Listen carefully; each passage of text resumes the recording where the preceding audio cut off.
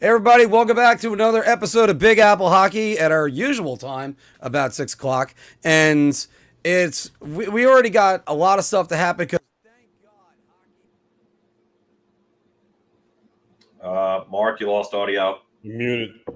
Well, you're not muted. You're just You lost audio. We've been having some issues with Mark's audio. So basically, we might be changing around the time slot on the show. There will be more to come about that. Mark is muted as we speak, but yeah, there might be some changes coming with the show time. We'll keep you all posted on that. But content's going to stay the same. Still going to have the three of us on. There might be some additional shows as well. Mark? Nope, still no. still no. And yeah, thanks, Matt. Mark said the same thing when I jumped on. So yeah, we'll try to. We're going to get Mark back in a moment, and he'll be back in. But something's been going on with the audio, and I don't think it's even on his end. I think it may even be a StreamYard thing. So we'll see. But he's back in. Nope. No. Still nothing. Yeah, but well, he tries to sort this out. You're talking, preseason games or what? It's I think the 26th. I think the Islanders first actually it's against the Rangers. I think September 26th. I think they play. Yeah, I think we're getting close to it. So I'm excited. Training camps open. Rookie camps are open. Season's almost upon us. Yeah, it looks like I think the first Ranger preseason. Yeah, Rangers and Islanders open against each other at the Garden on the 26th. I don't see the Rangers. He's saying the Rangers play earlier than that, though. He said the Rangers 24th versus Boston. Oh, 21st versus Boston. That's right. Yeah. So the Islanders' first one will be the Garden, but yeah, the Rangers looks like a 5 p.m. Sunday game against Boston in Boston. Yeah. So just for the record, StreamYard completely muted me and took away the volume on my microphone. So I guess they don't want to hear what I'm saying. So I hope you guys do. Or maybe Lou doesn't want. Maybe Lou doesn't want to. We have said a lot of things nice about Lou that the vendetta should be taken off of us. And of course, hey, how about that? Nice job, Scotty. Thank you. All right. Well, also, let's do our introductions real quick. I am the one that's okay. If you saw my Instagram for Big Apple Hockey, somebody hacked my account and put a picture of me from hernia surgery in 2017. I am doing fine. We're going to quickly introduce Anthony, who will only be here for a short time today. Yeah. Like I said, when you were muted, Mark, training camp's a week away. Hockey's almost back, and it's exciting. And while we're at it, who plays an NHL game first, Shane Pinto or Mark Williams? It's going to be me, because I actually think that might be the case. My season starts up. And the final buzzer with John Filkowski will be coming back next month with the host. And Mark just lost audio again. It's not going to be me, so I'll drop an NSYNC reference. But we're also going to, since we're in the business of, dropping musical references, Mark is definitely not going to be the NSYNC guy here when it comes to playing a game before Shane Pinto. Somehow Shane Pinto will be re-signed by Ottawa, and he'll come back. So, yeah. Well, Phil, just to ask this question, how? I'd rather ask this question. Why is Mark using AOL? That is not the reason. Right now, StreamYard is messing with me something bad. I just went to automatically adjust volume, which it was already doing. Yeah, I don't know what's going on with that. Oh, what question are you saying how to? How Pinto plays a game is what you're saying? How does Pinto play a game? I mean, you assume they have to move Matthew Joseph, I guess, but as we were talking about yesterday, teams are going to know that Ottawa is moving him so they can re-sign Pinto, and he makes over $2 million as it is. So teams are going to hold them over the barrel if they want them to take Matthew Joseph. And also remember, too, as I said yesterday, Mark, on our Twitter space, is 24 teams in the league have less than $2 million of cap space. So how can those teams fit Matthew Joseph in at 2.35? It's going to be an interesting situation how Ottawa resolves this. Yeah, Ottawa may have to retain in order to get that to work. But yeah, don't remind me about the Giants' offensive line right now. Oh, it could be worse. Could be Aaron Rodgers' Achilles tendon. Yeah, at least none of us are Jets fans, I guess. Yeah. And Mark lost audio yet again.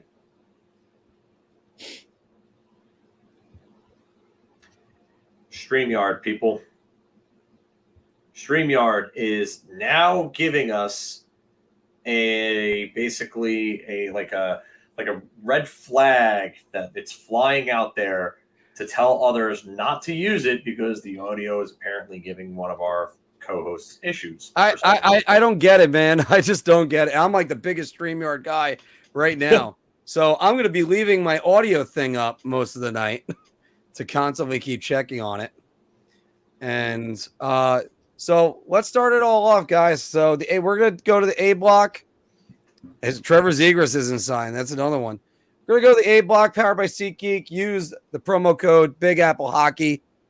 All right, sorry for the quick cameo, but I got to head out to pick up Ella. Just wanted to say hello. 2 minutes. Have a good show today, guys. Do your thing. And Mark, get it together with the audio, man. All right? Figure it out. Get it together. Figure it out. I'll see you later. All right. Take it easy, Ant. Let's go Buffalo. No, actually, I do a manually core. That's the way that I usually do it. To answer that one. All right. And yes, we're going to be making sure, watch our streams every single week. And of course, Big Apple Hockey t-shirts are available right now. Go on to our eBay store. It's in the link. You also have the hats that the lovely Mr. John Polkowski is wearing. And John will let me know when my mic goes out. But we got questions that are just killing us because preseason is going to be starting. And these are some of the questions that John will be giving us, that they begin the 24th versus the Bruins. Filk, what are some of your 5 questions going in, starting from number 5? Ooh, so you want me to start backwards? Great. Yes. Was not ready for backwards. Okay. It's okay. They're on the charts. I know, but I'm pulling up the questions because I was not ready for that. But okay, so my 5th question, because I just ranked them in the order that they came to me, was number 5, how does Jonathan Quick look? Again, you bring in a backup, an experienced one, but one that's been maligned these last couple of years and did not really have a great year last year in LA. He looked better in Vegas with a better team in front of him, but his numbers have just not been good over the last few years, and he's clearly on a decline. Him and Yaroslav Halak are around the same age, and I think that Jonathan Quick has to come in and have a real good start. And I would say that has to begin in the preseason. So this is a question that has to be answered. Jonathan Quick looks good. I think this team is in a much better position because Yaroslav Halak's early struggles really hurt the team in the standings. It really did. I know that a lot of people don't say that when it comes to the review of last year, but you win some of those games that were definitely winnable games against some bad teams, and you get more points in the lineup, and you're going into New Jersey with home ice advantage, or maybe you're even winning the division from Carolina. So, and then the 4th question I had was the 4th line spots. Belzile, Pitlick, Which one of them make it? Because this fourth line has not been good for a while now. And I think that you need to make sure that one of these guys is a regular, and you need to have that lineup solidified.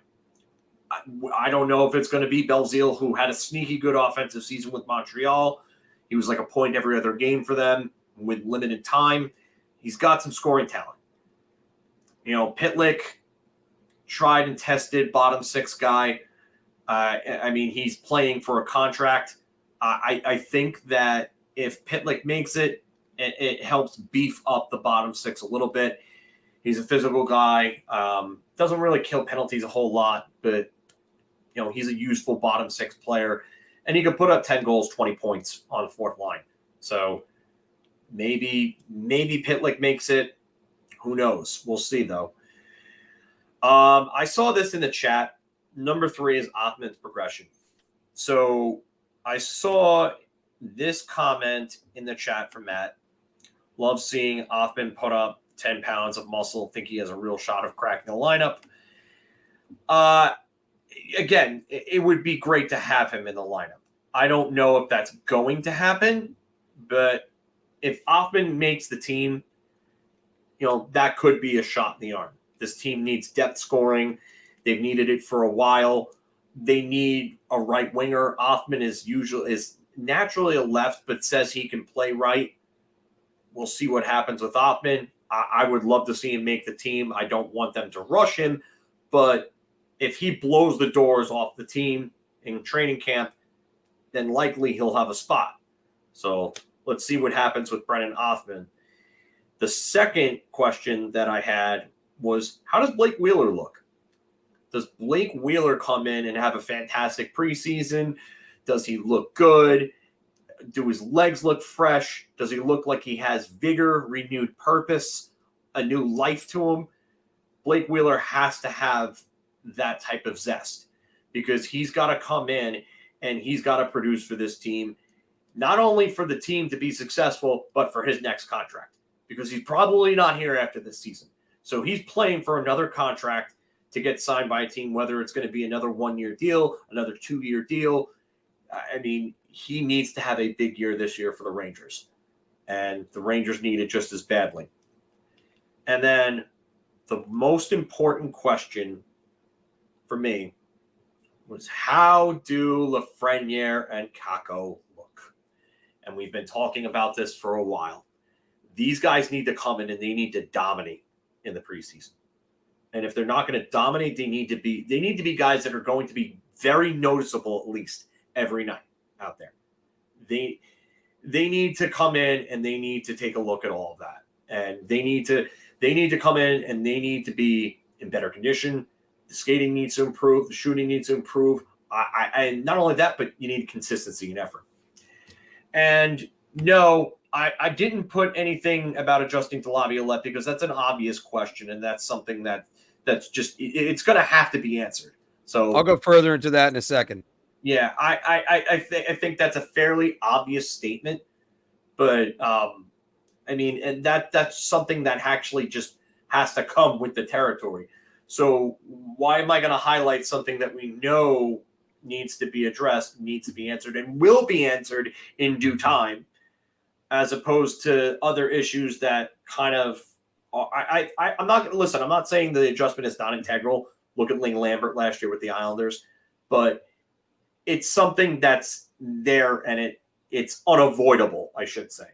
So, like, going with what you're saying right there, Lane Lambert got the Islanders to start pretty well, and then they kind of regressed, and he had to adjust back to get him there.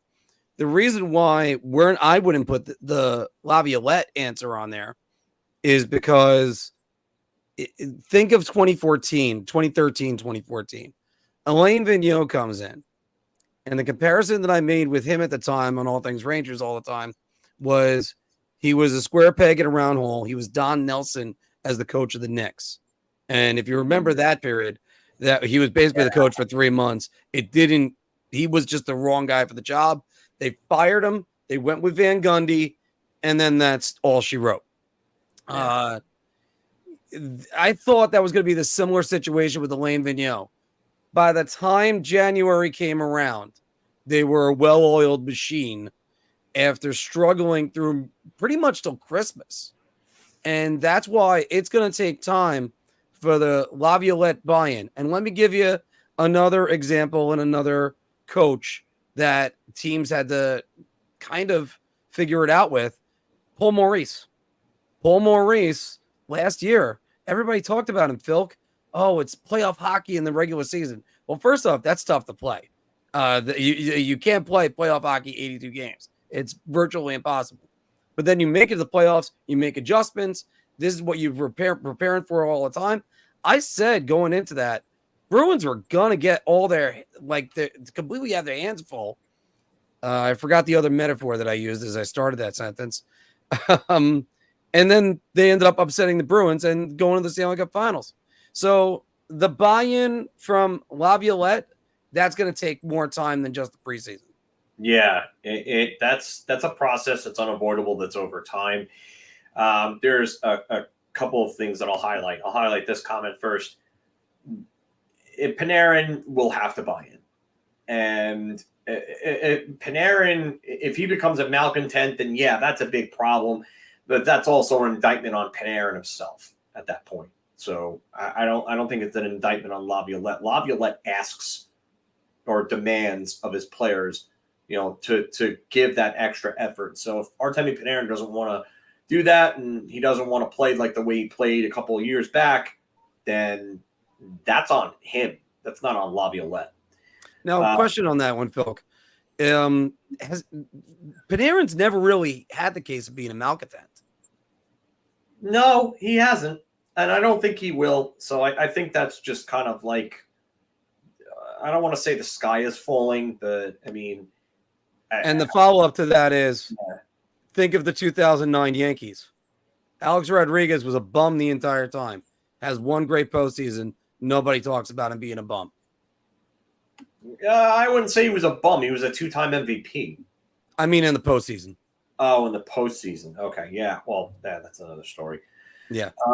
But yeah, and then another comment that I wanted to look at was this one here with respect to Lane Lambert. We questioned the Islanders' identity. No, I don't think any team can really afford that, though. Like I feel like and not in this division. Fairly general, a statement that generally applies to a lot of teams, if you will. Well, Phil, let me ask you this. Now, would you look at a team like, say, the Pittsburgh Penguins, the New Jersey Devils, even the Carolina Hurricanes? If they started out poorly, then you'd wonder if the coach, a longtime coach, either needs to be changed, lost the room, or made the adjustment. If the Rangers start poorly, I think you can see them kind of going, all right, well, they're going to adjust with Laviolette. And I think that's going to happen. I think it's going to take a little bit of time, I think. Yeah, and then it will. It's a system. We saw that with Gallant. And I mean, even with his lack of system, they went from, I don't even know what to call what Quinn was doing, to Gallant, and there was still an adjustment for that. Now you're going to have an actual coach that knows what he's doing, that knows his ass from a hole in the ground when it comes to X's and O's. They're going to have to adjust. And you know what? Maybe it affects Artemi Panarin's offensive numbers. But if this team plays a better all-around overall game, a better 200-foot game, then are we going to complain when they go further in the postseason because of it? I mean, that's ultimately the goal. The offensive numbers look great. Yeah, that's great. Artemi Panarin scoring 90 points a year. He's the best free agent acquisition the Rangers have ever had. Okay, fine. But what do they have to show for this team in the postseason?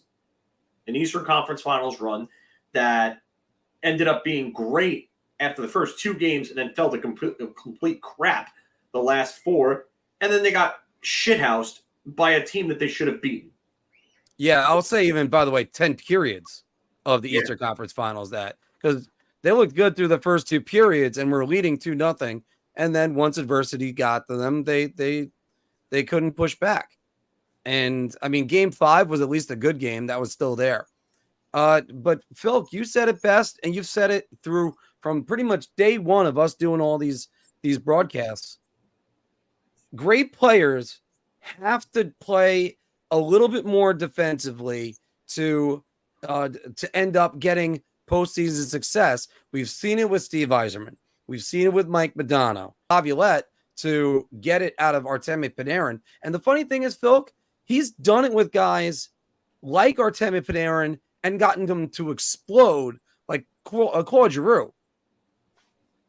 Yeah, well, Laviolette has a way of tapping into players. I know that people will say that he's not as regarded as much of a player's coach as someone like Gallant, but I don't think Gallant is really a player's coach. I think he's just somebody that just completely keeps his hands off of a team, and he's there to really handle press conferences and so on and all that other stuff that a coach has to tend to. I think Laviolette is a bit of a player's coach in the aspect that he works with his players and he demands the effort and the consistency and the hard work that it takes to win. And I think that'll rub off on the players. And I think they will start to play that type of game. I think that the adjustment from not being as high octane of a forechecking team might take a little bit of time, but I think in the end, they will learn from that and they will be better than they were in previous years. I think the 5-on-5 numbers will improve. I think that will help someone like Artemi Panarin out. I mean, again, everybody has to buy in, but I think that there will be a change in play. And do I really see him benching a star because they only play offense? I don't think you know Peter Laviolette that well, if that's what you think. I'm just going to leave it at that. Now, going into all these, and we'll go one by one. We'll have a little bit of conversation with these. How does Quick look? We did talk about this in one of the bar talks over the summer, that Quick, the one thing we all think in the bag, just thinking, is that Benoit Allaire is going to be able to salvage him and make him into a solid backup. Your thoughts on that, Phil? Yeah, it's a matter of, having a new set of eyes. Like, right, so they always say two heads are better than one, right? Mm-hmm. So now you're going to have the best goalie mind in my book, and in many people's book, is going to come in and is going to work with this guy, and he's going to pick out certain flaws that he probably has been playing with for years and never knew that he had. The big thing is load management for Quick. It's load management. Agreed. At that age, Allaire will correct everything that he sees. He will be able to do it. Quick is a more than talented enough and smart enough goalie to be able to see these things and make the necessary adjustments, even at his age. You can teach an old dog new tricks. Marty Biron is an example of that. Benoit Allaire salvaged his career, and I bet you if we brought him back on, he would say that Benoit Allaire did the world for him. Oh, so look at the guy that preceded him, Steve Valiquette. Steve Valiquette, another one. And Steve Valiquette, I mean, he almost didn't have an NHL career. And then what happens? Benoit Allaire comes turns him into a serviceable backup. How about I was about to say, I was going to lead you into him. How about a goalie that was the Quebec native who was a college goalie? Yeah, for University of Alabama, Birmingham. Yeah, a really small college school. He turned him into something. Alexander Georgiev, another undrafted goaltender. Antti Ranta, another one who really didn't. I mean, he looked okay in Chicago and then was floundering a bit, and then Benoit Allaire turned him around. Yes, Father Time still caught up to Biron. Father Time catches up to everybody, even Jaromir Jagr. So, but I can't believe the rumors that, just a side note, I can't believe rumors that he might come back to the NHL again. If you're that GM and you sign him, you're an idiot. Nah. And I love Jaromir Jagr. That's not happening. That's not happening. He All right. So, but again, I've always said this, Filk. The real backup for the New York Rangers is Benoit Lair, because even when Halak was 1-8, he ended up being 500 and better than 500. So that's the man back there, and it's load management, and that's on the coaching and the goalie coach to figure that out together. All right, Filk. So now looking at the fourth line, because on free agent day, the one thing I said is that the Rangers need to focus on their depth, sign depth players. And the Rangers did that. So go into what you see this fourth line potentially being. And no, sorry, everybody, Tyler Mott isn't coming back. He just signed with Tampa, so that's not even happening. I would imagine it looks something like Gaudreau, Bonino, and then one of Belzile and Pitlick. And I like Alex Belzile. He's not exactly small. His average size, it's 6 foot, around about 200 pounds, give or take.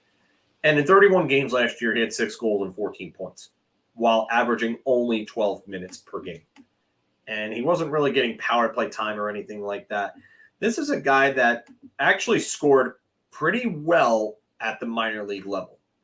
He's a scorer in the minors.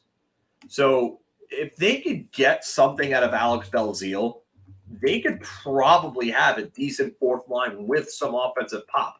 Because you could imagine having guys like Bonino, who was a former 40-point scorer, and then Gaudreau, obviously, 30-point scorer. Those guys do a lot of the hard work and are good defensive players. And then you have a guy like Belzile who could come in and give you goals and points on that fourth line and give them some offensive pop. Or could they go with Tyler Pitlick? Remember, Tyler Pitlick was an established third liner in Dallas. Very good player. Very useful bottom six player. Only 7 goals and 16 points last year in 61 games. But, I mean, this is a guy who had 14 goals and 27 points in 2018. That's like third line numbers right there. So, and wait, Phil, 7 goals, 16 assists. I mean, that's nothing compared to Julian Gauthier that you hear from Ranger fans talking about how they're upset that he's not on this team. Yeah, I'm over that. Listen, he's got physical tools. He's got some skill, but there's nothing up here. I'm sorry, there just isn't enough. And yeah, he looks great driving down the wing and cutting to the net and making the one move that he always makes. But how many times out of how many attempts does that actually work? It doesn't happen all the time, and that's where part of the problem is with Julian Gauthier. That's why he is no longer a New York Ranger. That's why the Carolina Hurricanes moved on. I would actually agree with this one right here. Johnny Brodzinski could be a dark horse for this. There's well, we're going to get into number 3 right now. Brennan Othmann, and I'm going to throw another name at you right here. Oops, sorry. Brennan Othmann, his progression. And another thing different from him and either Hedel or Kakko or Lafreniere, he kind of plays a different style than these guys. So can Othmann make the team? And is there any other players like a Will Cooley that possibly can make this team?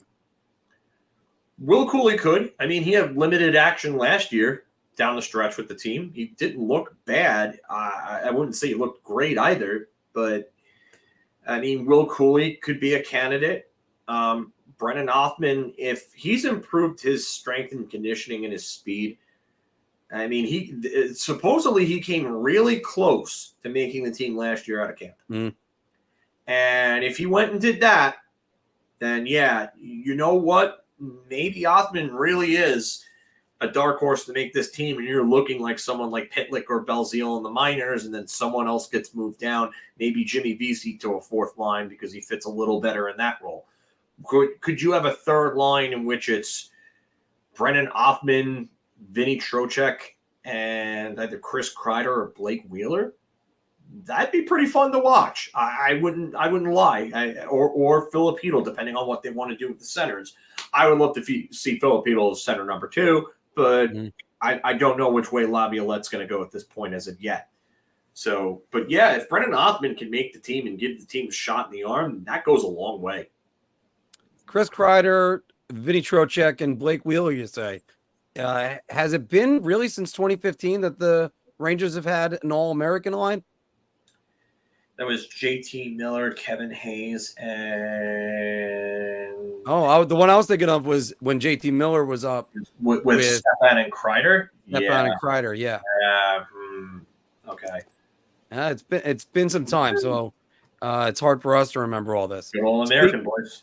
Yep. And speaking about that American boy, a guy who was a former Atlanta Thrasher, to tell you how long he's been in the league, but Blake Wheeler, what do you think? What do you think is reasonable to expect out of him?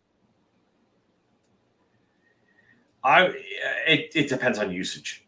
It really depends on usage. Where is he on power play 1? How many minutes is he getting? What line is he on? Who is he playing with? I think those are the key things. I don't worry about chemistry with Wheeler, because I think Wheeler's the type of player that can come in and can play various different styles of the game. You want him to play off the rush? I think he could play off the rush, especially with some guys that may have a little more speed than him. You want him to play physical, down low, board battles, cycles, get to the dirty areas. Blake Wheeler can do that. You want to play a skill game where, you can take shots from afar. Does he want to be the setup guy? Blake Wheeler can do that. I think he can do a bunch of different things. I think he can play with several different lines. I'm really curious to see who he ends up with. But I think if everything goes right for him, depending on the usage, I wouldn't be shocked if he hit 60-plus points. It's interesting because I think if ice time goes to Kakko and Lafreniere, and we're going to get into that in the next one. Again, ESPN's. I don't know what ESPN is thinking. I mean, they probably, with all these point projections, I think Connor McDavid probably has like 95 points, which is really bad, but for Connor. But I mean, this one, Phil, these point projections, you got to be kidding me with these. Just so friggin' lazy. I mean, we didn't even get a chance to explode on it last week, but I'm going to save it for another time. I don't know if this is actually a joke or if he actually did them, because I wouldn't be surprised if he did them. They sound like they would have came from Stephen A. The same thing.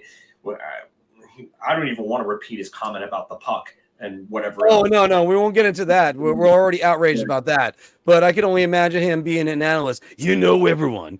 I'm pretty knowledgeable in hockey, and I just think that I think that Chris Kreider is only going to get 35 points this year. That's all I think about it. That's it. You're like, have you watched the game? He had 38 goals last year. Oh, no, I could go on. If you ask me, LeBron James can play, and because he's like, I can tell you how I mixed that impression in, but that's about it. And the last one, of course, because if Wheeler plays a little bit less, let's say Wheeler plays a little bit less, gets 50 points. But if you're telling me you get 50 points out of Kakko and Lafreniere, is that going into what number one is going to suggest? Because these are the guys, their usage really is important. If you get 50 apiece out of Kakko, Lafreniere, and Wheeler, your depth is probably really, really good. And by that extension, also Hedl. Yeah, and Hedel's probably going to be in the 50-point range at that point too. So this team looks more like the 1992 Rangers with their offense at that point, if that's what we're getting. Because that's the vibe that you feel like you could get from this team. This team, if everything goes right, they could have that offense where they have that star center that's going to get them 85 to 95 points. You got that star winger in Panarin that gets you 90-plus points like Gartner did. And then you got the young guys like your Turcottes, your Nemchinovs, your Wades. Tony Monty. And Amonte, really, yeah, with the guy who almost scored 70 points as a rookie, I should say. That's really what you're looking at. You're looking at that type of production from Kakko, Lafreniere, and then Wheeler, the older guy, the John Ogrodnik of the group, if you will. But that's what you want. You want that type of depth from those lines 1, 2, and 3 to give you that type of bolster of offense. So that's why I think I would personally take 50 points from those two if it meant Wheeler getting less points. Yeah, because I always use this expression: if you're going to add points, they got to come from somewhere. And usually I'm talking about that with teams.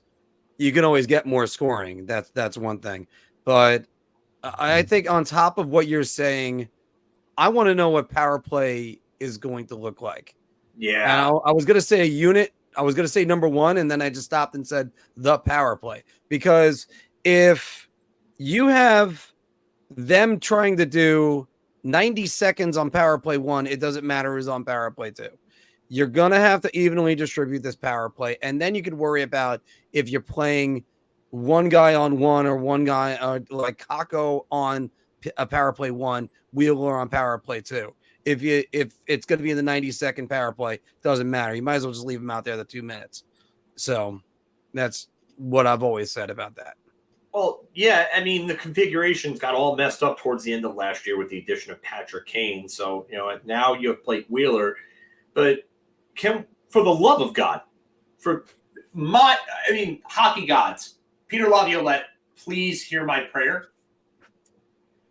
Get Jacob Trouba the fuck off the power play. Yeah, I gotta agree with that 100%. It's time to just hand those keys over to Keandre Miller. Please. Yeah. Please end that experiment. Put Keandre Miller there. Jacob Trouba cannot walk the line on the power play. His shot, while it's a cannon, barely ever hits the net. Get Miller and get the wrist shot on net there. Gustafsson would be the other option. That they brought him in for that reason, likely. So likely he's going to be on power play 2. But I would love to see Keandre Miller on power play 2 if they're not going to, because he's not going to make power play 1. That's fine. I have no qualms about that. That's going to be 4 forwards and Adam Fox, just as it's been for the last however many years. I would love to see a point tandem of Gustafsson and Miller on power play 2, because I think that could really work. And it's just such a rarity to see 2 defensemen on the power play now that's why, again, Pittsburgh Penguins, you're going to be in for a rude awakening. And that's one reason why Nils Lundkvist was expendable, because they don't need the 2 point men on the power play anymore. Those days, those are almost the way the dodo, Filk. No, he was not, by the way. No, he wasn't. It was Trouba.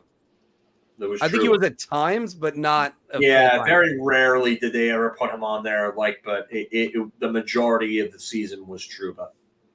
And we've talked about this ad nauseum. That Jacob Trouba contract, that's for his role from the day he signed that contract to now. To borrow a song from Filk's shirt, it's like fade to black. That is exactly the way that contract was. You're like, oh, it's awesome. The song's much better, by the way. It's funny because the line that I'm thinking of right now from that song is "No one but me can save myself, but it's too late." And Jacob Trouba is the only guy that can save himself from being moved as a cap casualty, but he needs to start playing like an $8 million defender. Will he ever be used like an $8 million defender? No. But you come in, you improve your skating, which, I mean, it can happen. We've seen it.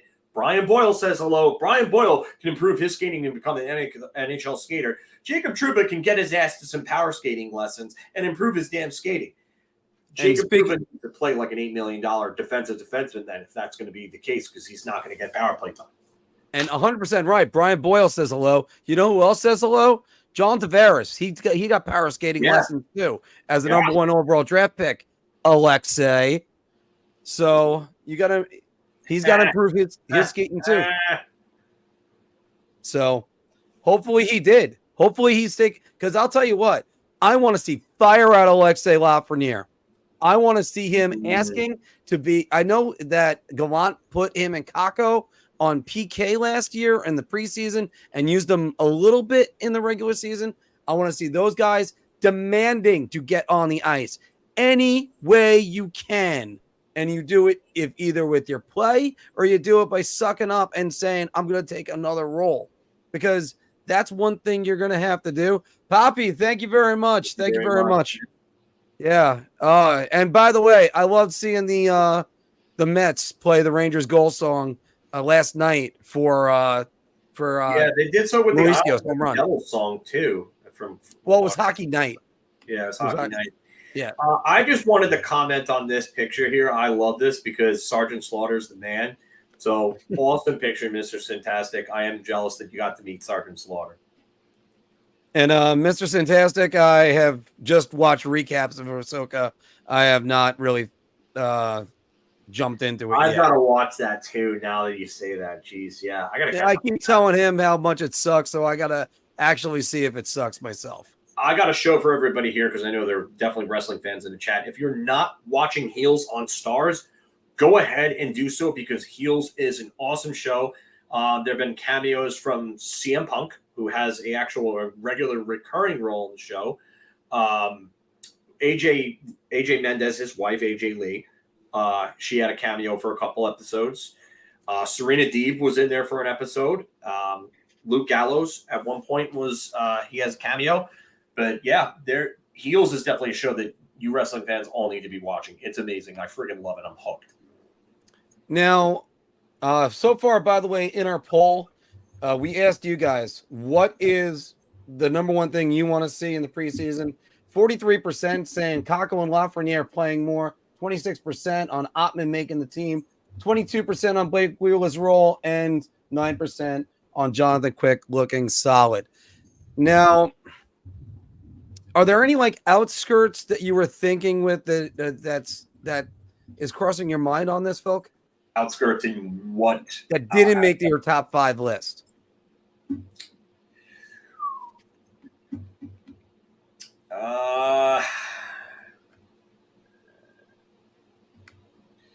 Honorable mentions. Excuse me. Did not really take. I mean, because line combinations usually is something that we would all talk about. Line combinations, yeah. I mean that's just another. That's another thing that's fairly obvious that everybody worries about. Exactly. I mean, is there any chance that you might be able to see a guy like Matthew Robertson come up and snatch a defensive spot? I don't think so. I just think he's behind. He's going to have to blow the doors off the team in camp. I mean, Keandre Miller's progression defensively is actually a good one. Not just defensively, but consistency. Because I tell you right now, I watched Keandre Miller highlights on YouTube. I forget what channel it was. But Miller's defensive plays were like his top defensive plays was a clip that I was watching. And you just go back and you watch the clips. And you can just see how well he controls the gap. When he's on, he is lights friggin' out. Like, he's lockdown. But, like, he's just so inconsistent at his age, and I get it. Like, he's still learning the pro game and still kind of learning the position a bit. But, yeah, I mean, yes, and this is a part of it too. Every Keandre highlight is him covering for Trouba. Yeah, I can't tell you how many times in that video, Matt, that I watched, that he's literally sitting there covering for Trouba's mistakes, Trouba getting caught in a pinch. But there are times where Keandre steps up and makes poor pinches himself. But then, thank you again, Poppy. Thank you again, Poppy. That. There were times where he gets back on his own gaffes and he makes some plays where you're just like, wow, like he made that recovery. And then he'll close off the gaps. And then there are clips where he's throwing guys like Kucherov around. And you're just like, whoa, like what? Okay, like this is what this guy can do when everything comes together. So, like, you understand why this team and why fans are as high on him as they are. And I'm pretty high on him, too. I just think that he needs the right coach to just unlock that. And I want to see him get angry more often. Like, I want to be Patches O'Houlihan to what's his name in friggin' dodgeball. You gotta be angry. You gotta pump it into submission. And just tell him that, because like, and then have the wife, put the L for loser at him. This way he gets angry and he goes out and starts throwing people around and then starts making these defensive plays and using his body more. Because when he does that, he's incredible. But when he's, in La La Land, you're like, what is this guy doing? Now, one question, because I'm going to throw 3 duos at you. Do you keep them together or do you split them up? And I'll throw the 3 duos. We'll start with the obvious one. Chris Kreider and Mika Zibanejad. Could go either way. I mean, I think it could be beneficial to break them up, just because I wonder. Chris Kreider at 5-on-5 to me is not an amazing player. I want to see what those 2 kids can do with Mika. All right. We'll go with Vinny Trocheck and Artemi Panarin. Split. Okay. And then the last one, of course, is going to be Trouba and Miller. I want to say split, but can they really afford to do it? Like, that's the issue to me. They're not, for whatever reason, it needs to be split. Mm-hmm. But they won't pull the trigger on Braden Schneider there on that pairing with Keandre. Even though Braden Schneider, to me, is better at this point than Trouba. Yeah. And someone else that said and predicted in 2 years he's going to take my job, Jacob Trouba. So that's something that needs to happen. I want to go back to this one real quick. Okay. What's Pitlick giving us? If Pitlick makes this roster, I can see between 10 to 15 goals and 25 or so points, 20 to 25 points, if he's on the 4th line. He gives you a body. He's not overly physical, but he's not afraid to go to the dirty areas. Like, he's not Milan Lucic or Eric Lindros in his prime. But he does work. He's a hard worker. He plays honest hockey. He's a good, useful bottom 6 player, 4th liner at this point with some size. So, and don't forget, Riley Nash, the Rangers signed? Yes. Yeah. And I think he's on a 1-way deal this year and a 2-way deal next year. Yeah. Which is a little bit odd, but yeah. He was a serviceable 3rd, 4th line forward with Carolina and some other places. I think the last place he played was Boston. Yeah, I think it was Boston. Yeah. Well, Core Ranger Central has asked us a couple of good questions. Will the power play be more creative? Will Schneider prove more? And can Laviolette? Riley Nash was last with Arizona in 2022, but his big year was in Boston in 2018, where he had 15 goals and 41 points. Yeah. So, I mean, there's a lot of questions this team is going to have to answer. And Francesca is saying this one, gas by kids acceptable, gas by vets. That's been the story of Rangers coaching for the last, I want to say about 10 years, going back to Vigneault's first season. Yeah. And look, you could deal with a gaffe if it's a kid. I think a friend of mine used to say, I won't punish you for physical errors. I'll punish you for mental errors. And if there's just moments of what the hell were you thinking, then like you're not going to get on Stuart Skinner for breaking his stick. And then somebody, I think it was in the playoffs. It was Vegas. I think it was. Guy goes in and scores because of that. I'm not going to kill him on that. I'll kill him on holding on to the puck too long with the guy in front of him. And also, I hate that play to begin with, but still. Oh, by the way, Mr. Fantastic, great job with these because you said, it was split for Zibanejad and Kreider, split for Panarin, and keep Trouba as well. Filk, let's go to another topic that's really kind of dominating the NHL because the last 2 days it's a little bit amazing. You saw it. I have it in the graphics. You already saw it. But before we take some more questions, let's get a message from DraftKings. And hockey fans light the lamp this winter with DraftKings Sportsbook, an official sports betting partner of the NHL. New customers can bet just $5 pregame money line on any NHL team to win their game and get $150 in free bets if they do. If that wasn't enough excitement, you can turn small bets into bigger payouts with same-game parlays. Combine multiple bets like which team will win, how many goals will be scored, and more for your shot at an even bigger payout.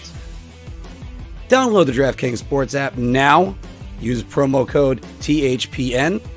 Bet $5 on any NHL team to win their game and get $150 in free bets if they do. Only at the DraftKings Sportsbook with code THPN. All right, Filk, because on Twitter yesterday, there was a little bit of a, I don't even know what to call this story, and how the JD run organization has gotten into it. Spitting Chiclets alleges that the Columbus Blue Jackets head coach, Mike Babcock, is taking players' phones and displaying pictures. Since then, it's been a lot of back and forth on this. What do you make out of this so far? Oh, both Mike Babcock and Boone Jenner came out and basically kind of just like debunked all of this. And I'd have to pull it up to show you really like to show what was said, but they made an official statement about this, and this is not the way that that Spittin' Chiclets has described this as. Trying to find the statement right now. I apologize. Yeah, take your time. I kind of threw this one out to you. So here's the statement from Mike Babcock and Boone Jenner. Mike Babcock says, while meeting with our players and staff, I asked them to share off their phones, family pictures as part of the process of getting to know them better. There was absolutely nothing more to it than that.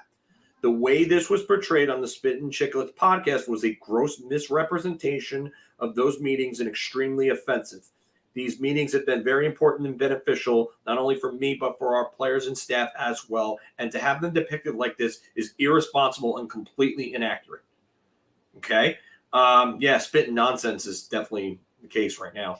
Oh, by the way, Phil, we gotta compliment that avatar too.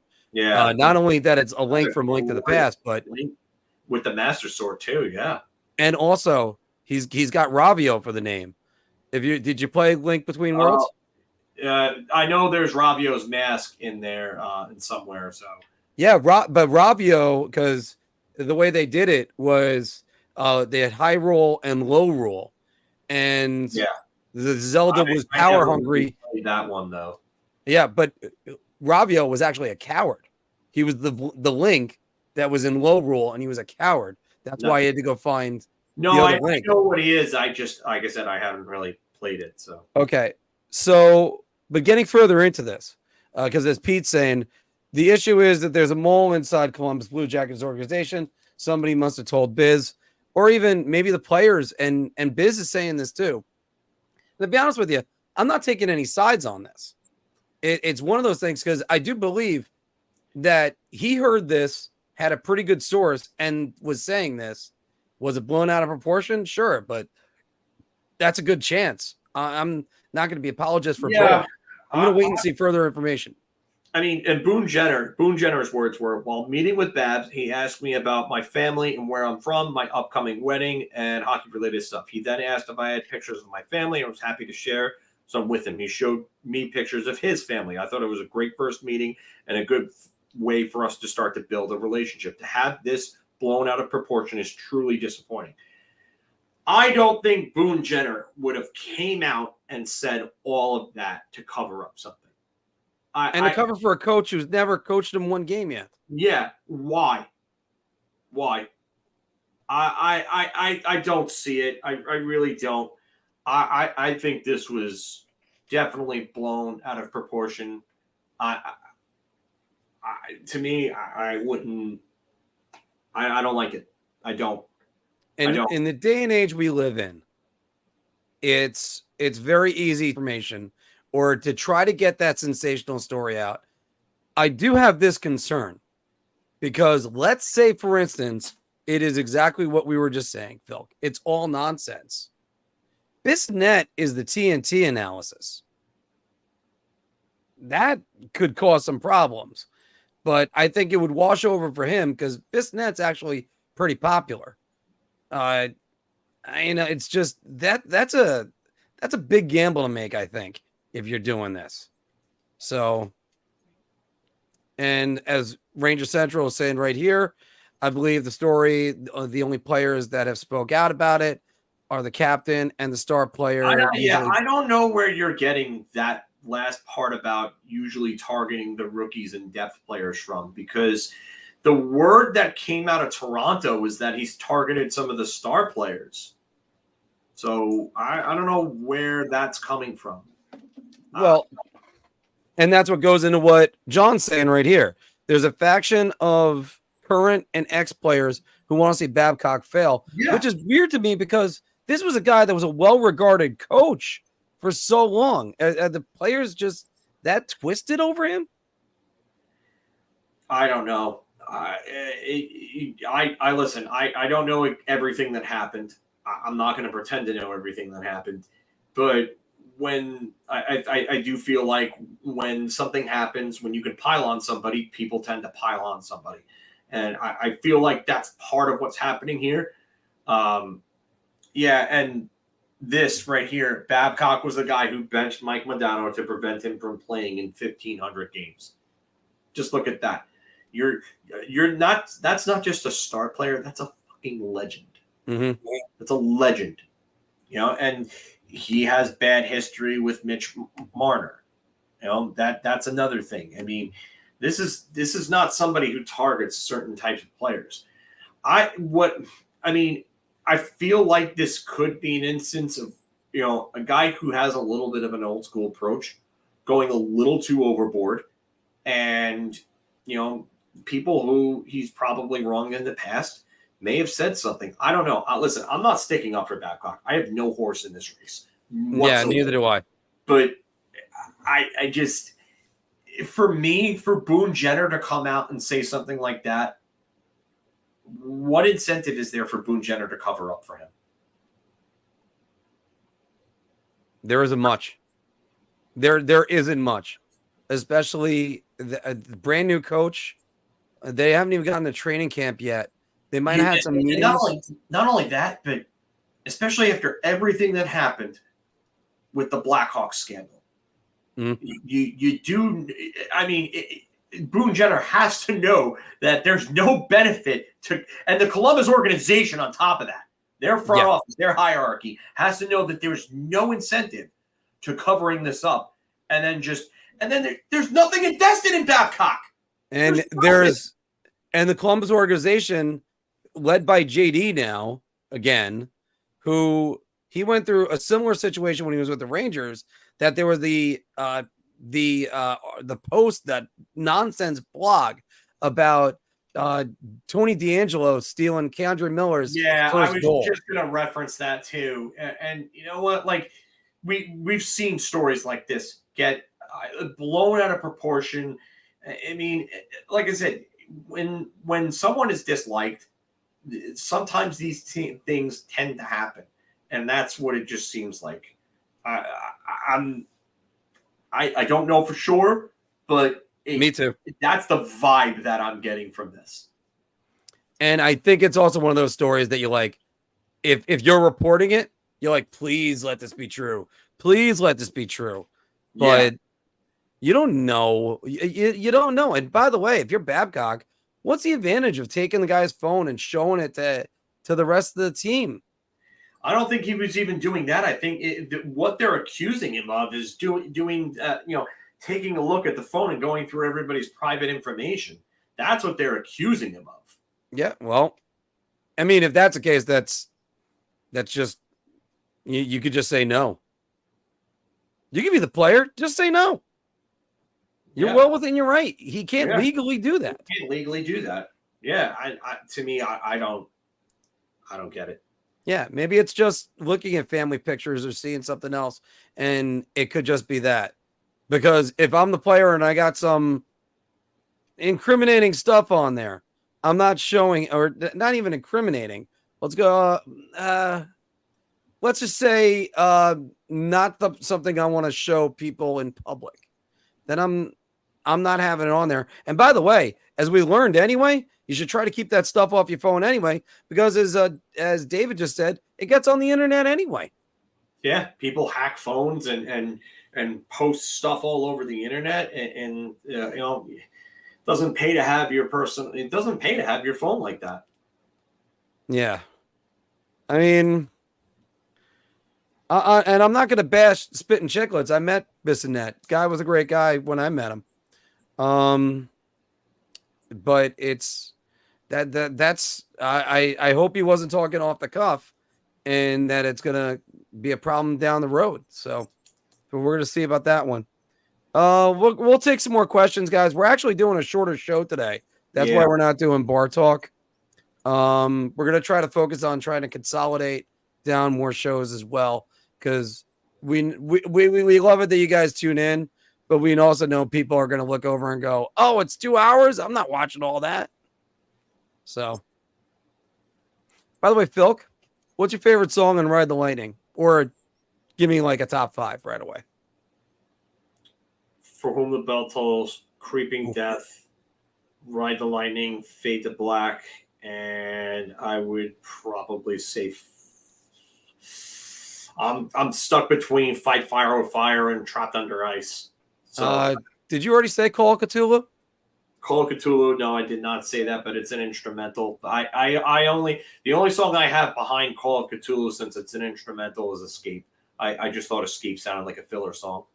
I love Escape, though. It's not a bad song, but it sounds like a filler song to me. Better Metallica album, Ride the Lightning, Master of Puppets, or Injustice for All? I've already answered this question several times over. Everybody knows my favorite album is Master of Puppets. Which is funny, because I'll tell you my favorite song of Master of Puppets is in Master of Puppets, and I'll say it's probably like one of the top 50 rock songs of all time. But I would say probably rock. Okay, yeah.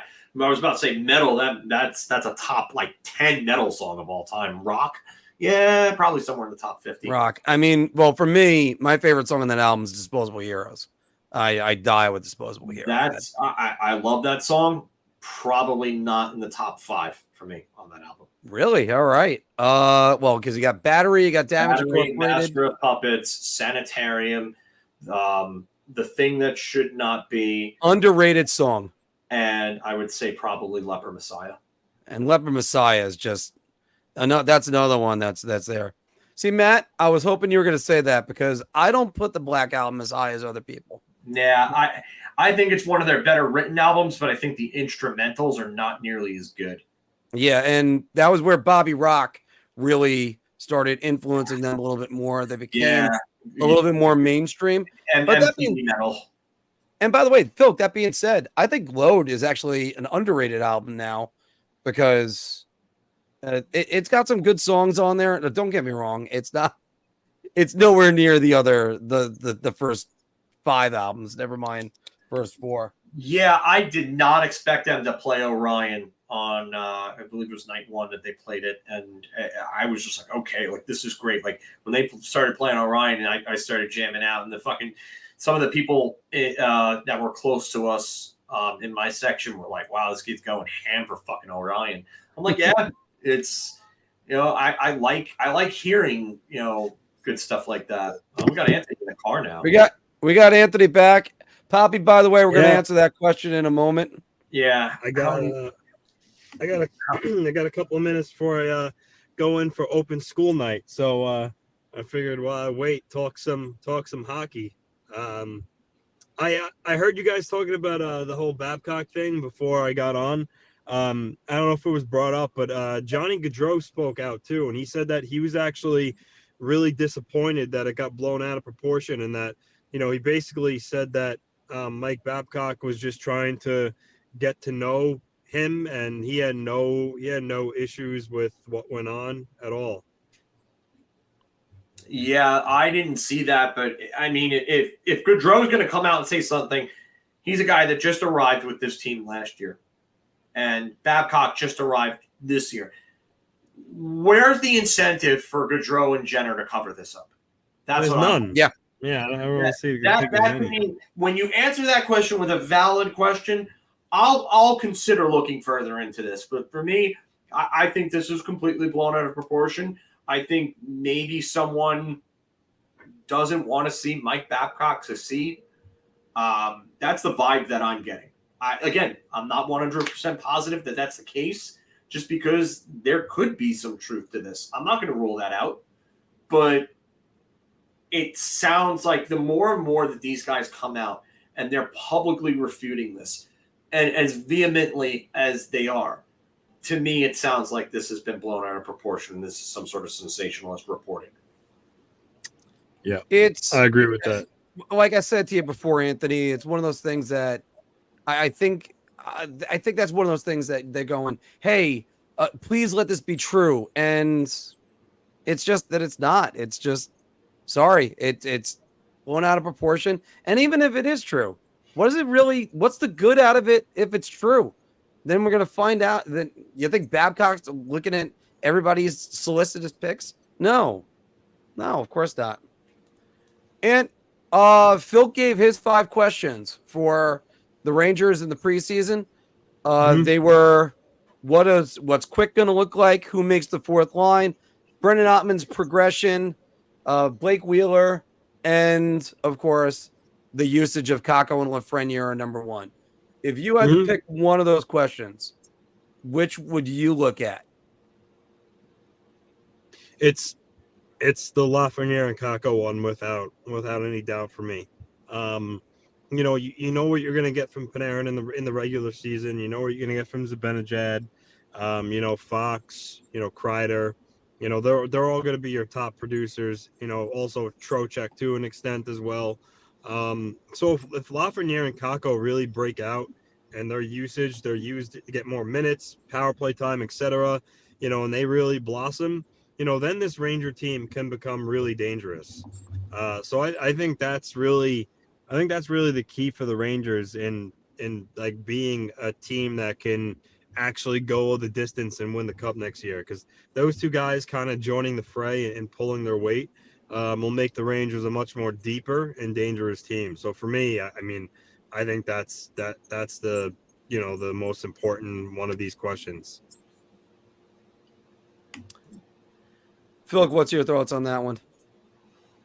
That's why I had it at 1. I mean, their production is integral to the success of the team. Not just, and not just for the current team, but for the team's future as well.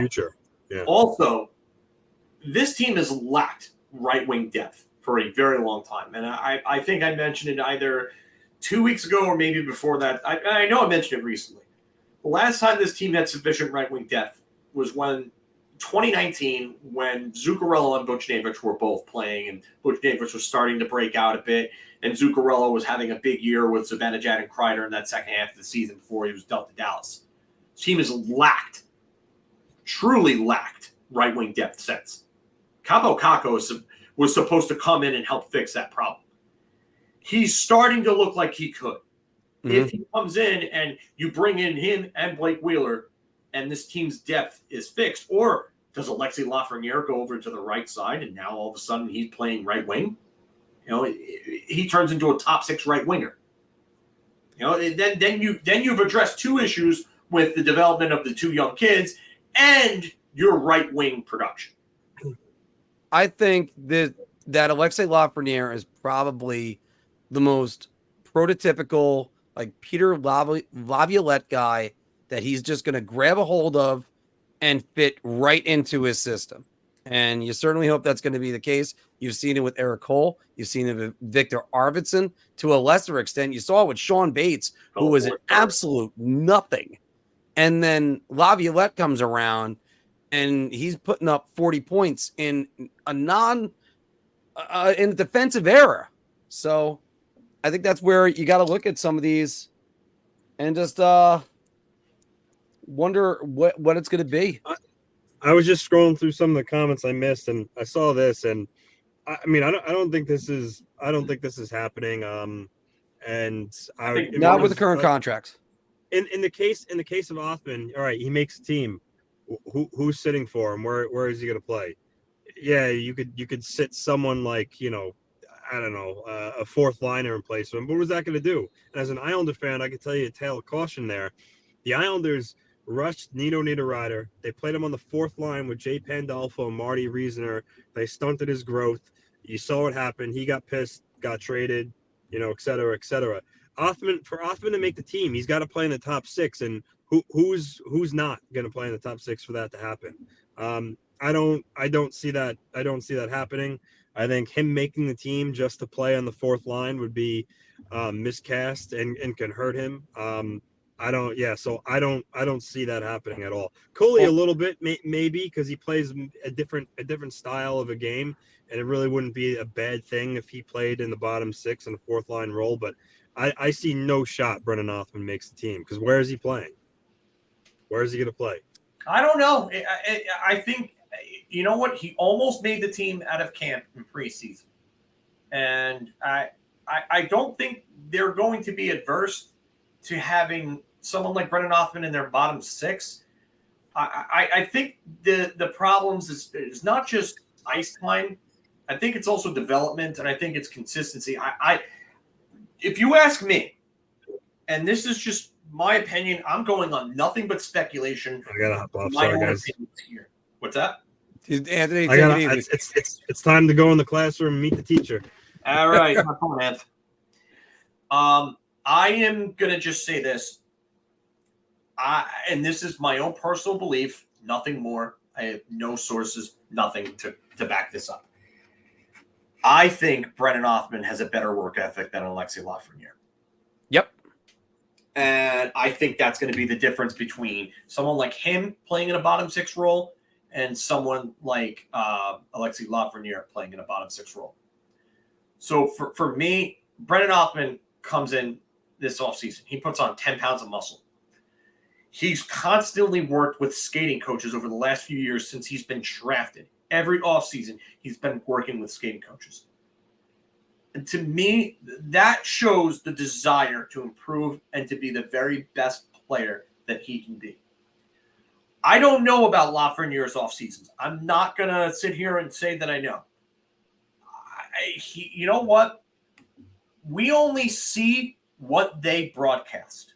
Just remember that. When you're saying things like this, just remember you only see what they broadcast or what you hear from a writer. So let's not say that he's not doing anything. That's why I'm saying I don't know. We have to see what Lafreniere comes in. But, but you're saying that's all we see, but we don't have access to what they're doing behind the scenes. We don't see this. We don't see everything. And people talking about locker rooms, we don't see what happens in the locker room. We don't. Mm-hmm. We can only go by what ends up happening on the ice and then what we hear otherwise. So, but I will say this. Everything that I've gotten from Othmann and from what I've heard even from people like Steven who have relationships with Othmann's family and that talk to them and stuff like that, I hear a lot of good things. So I am excited for Othmann, and as part of why I do think that he could thrive in a world where he works himself up from the bottom and gets to the top. Now, to go further with your point, on the opposite side of that, we have not heard anything bad about Alexis Lafreniere. No, we haven't. Everyone has said he's been a team player. Everyone has said all these things. But look, you're a number 1 overall draft pick, and you're a New York Ranger. You're an original 6 team. I doubt he's going in and going, well, I'm going to be this, I'm going to be that, I should be making more money. There's a lot of factors that right now are going to be very motivational for him. And we'll start with his role on this team. Let's see what's going to happen with him. He knows that he's been considered a little bit of a bust. And the other thing is he can look in Ottawa and see Tim Stützle is getting paid over $8 million a year right now, and he's not. So that's something that's in there. Now, if Alexei Lafreniere is just a piece on this team, let's say he progresses, we'll say 50, 55 points this year, just saying hypothetically, not just his first 20-goal season. And he's a component on a team that wins a Stanley Cup. That's going to matter more to Alexei Lafreniere because he knows the money's going to come back to him eventually. Sometimes teamwork is just that. You're doing it as a team, and then individual rewards come right after that. Kakko needs it because his contract is up now. It already has aged well, Pete. It already has. He had over 90 points this year. Oh, God. By the way, my other comment on that would be which $8 million contract in Ottawa? Because I'm pretty sure Shane Pinto is right now thinking, hey, 29 goals a couple years ago. It says Stützle, though. I know it's Stützle, but still, I'm just saying everybody's getting $8 million. They're handing out $8 million contracts like Oprah hands out cars. So it's and yes, Pete, it aged very well, but I would have to say that's a good contract. Do not get me wrong when I'm saying. Yeah, and this is what that's why I said the word contract while you were talking when you first brought that up. It's that next deal because this is it. This is a crossroads in Lafreniere's career. So I think that Lafreniere, he has to start taking his offseason seriously. He has to start improving his skating and his conditioning. We want to see him coming in faster. We want to see him coming, just being more physical and consistent and the efforts on a night-to-night basis. Because when Lafreniere is noticeable, he's a really, really, really good player. There is a lot of skill that goes in with that effort and that hard work, and it comes together, and it's one hell of a package. He's got some size. He can be physical. We've seen him be physical. This is a guy that could take over a game, I think, when everything works out. Mm-hmm. Now, he just needs a coach that's going to put him in that situation, and a spot where that's going to be there. If he ends up playing on the first line with Mika Zibanejad, and they take that USA line, as we said before, and try to use that more as like, because I thought when Jimmy Vesey was on that line last year, that was a USA line too, Filk. But Trocheck, Kreider, and Vesey, yeah, Trocheck, Kreider, Vesey, as I said it. So when they had that line last year, I thought that was a great defensive line. And look, you're going to have to play matchups in the NHL. That's the reason why teams advance in the playoffs. It's not just roll four lines the entire time. It's the same reason why when you're playing a men's league game, you start thinking to yourself, can I get away from this guy? I can't do anything against him. And then once you do, you have a great shift, and then you try to carry it on to the next one. Little carry on my wayward son. Well, or life's for my own to live my own way. Speaking of carry on my wayward son, AEW will be on in a half hour. We're gonna wrap it up here, Filk. So I'll start playing the song to get us out. Like I said, we're gonna try to shorten down some of the shows, guys. It's certainly not because we don't love doing this. It's just we're running out of time. Yeah, we also feel like we can give you more and better content in a shorter amount of time and keep your attention span on us. I feel like we can also reach out to more people with shorter shows as well. Hell, Phil, you remember when we were doing 5.5 hour shows? So, well, that was something I did like once or twice on my own. Yeah, but then I did a couple with you. Like we went a long time on a lot of those. Yeah, we also had a lot of time on our hands at that point. Yeah, that was a different story too. It's a lot harder when you're a boyfriend and you're gonna go see your girlfriend and have dinner with her right now. Hey Maria, I'm coming home soon. And coming home, down the world, I'm coming home. Yeah. And there's a lot more that we're going to be breaking as far as this goes. And if we do have to split up the schedule a little bit, we're going to have more content for you guys that way too. So we're going to work out everything on our end. There's so much coverage that we have to do. And I always say it to you, the best show is always the next show, because that means we're still covering all this and we're expanding.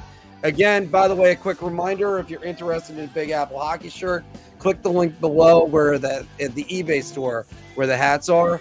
Hats are also available still. I just listed the shirts. I did not list the large. We have a large shirt that's also available as well.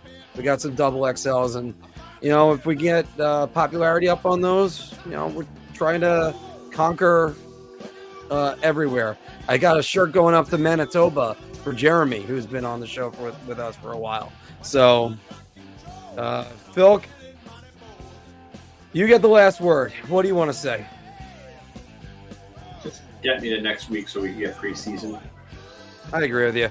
I could really use some preseason, especially, I enjoyed football this week, but